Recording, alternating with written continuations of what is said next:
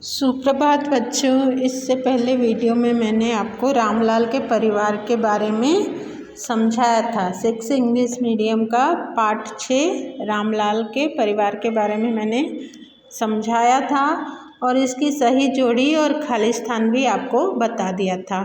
अब प्रश्न 2 अति लघु उत्तरीय प्रश्न 2 है। निम्नलिखित प्रश्नों के उत्तर एक एक वाक्य में दीजिए। पहला प्रश्न है आपका, रामलाल ने हमारा क्या कर्तव्य बताया है। इसमें स्क्रीन पर आपको प्रश्न नहीं दिया है। प्रश्न आप किताब में देखें, पेज नंबर 32 पे दिया हुआ है। रामलाल ने हमारा क्या कर्तव्य बताया है। तो इसका उत्तर है, रामलाल ने बताया है कि बड़े बूढ़ों का ध्यान रखना हमारा कर्तव्य है। दूसरा प्रश्न है, चंदू बैंक क्यों गया था। इसका उत्तर है, चंदू चक्की के कर्ज की किस्त जमा करने बैंक गया था।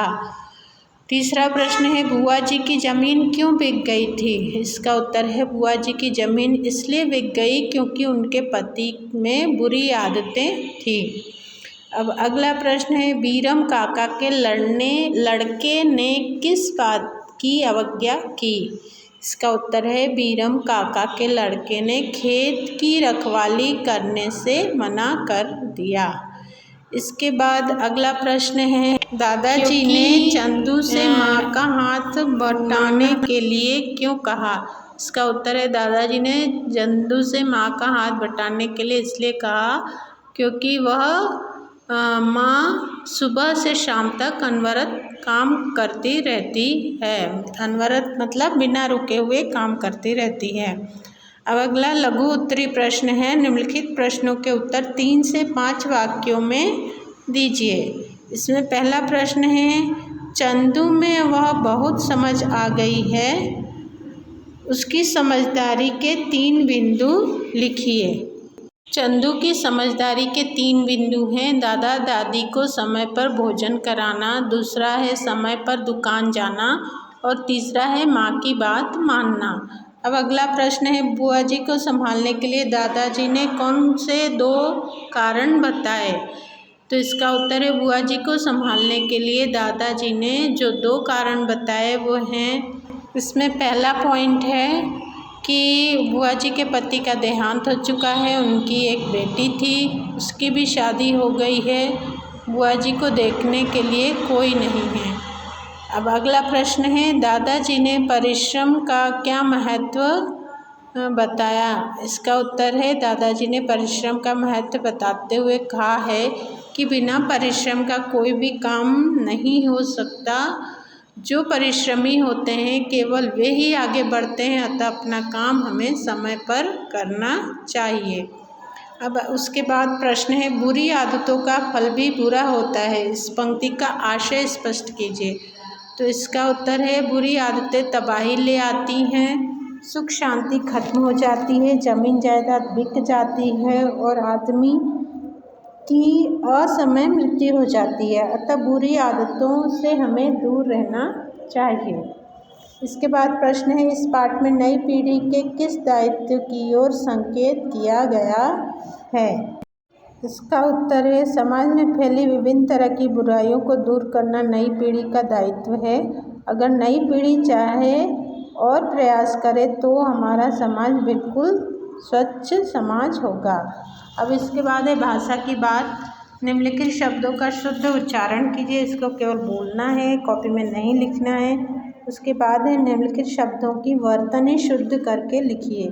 तो अब कॉपी में एक लाइन खींचेंगे, बीच में एक तरफ अशुद्ध वर्तनी वाले शब्द और एक तरफ शुद्ध वर्तनी वाले शब्द, कृष्ट, प्रबंध, बैंक, परिश्रम, दुर्बल, कार्यक्रम, ये आप कॉपी में लिखेंगे।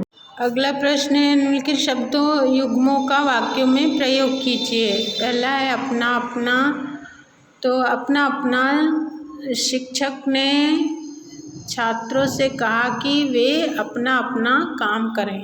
दूसरा है अभी अभी, ये डैश डाल ब्लैक से लिखेंगे अभी अभी, फिर उसके आगे डैश लगाएंगे और लिखेंगे अभी अभी मेहमान आ रहे हैं। और उसके बाद है दादा दादी। तो इसको लिखेंगे कि दादा दादी का ध्यान रखना चाहिए। उसके बाद है बड़े बूढ़े, बड़े बूढ़े लिखेंगे डैश लगा के और उसके आगे लिखेंगे कि बड़े बूढ़े की सेवा करना हमारा परम कर्तव्य है या हमारा धर्म है, कुछ भी लिख सकते हैं आप।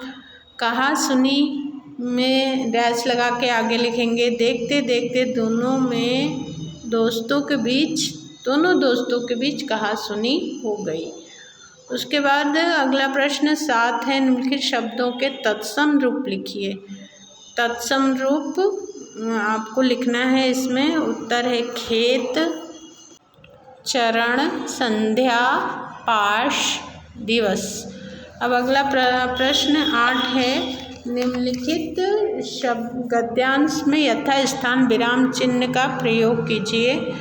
तो आप इसका ये प्रश्न आप ये पूरा उतारेंगे और उसमें ही आप विराम चिन्ह लगा लेंगे। ये आपको स्क्रीन पर इस पूरे सेंटेंस में विराम चिन्ह लगा हुआ दिखाई दे रहा है।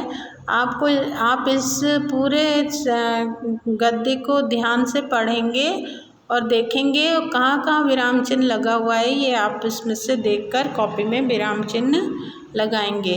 इसके साथ ही आपका ये चैप्टर कंप्लीट हो गया है। उम्मीद है आपने सब कॉपी में लिख लिया होगा, अगर नहीं लिखा है तो फटाफट आप इसको कंप्लीट कर लीजिए। पाठ 6।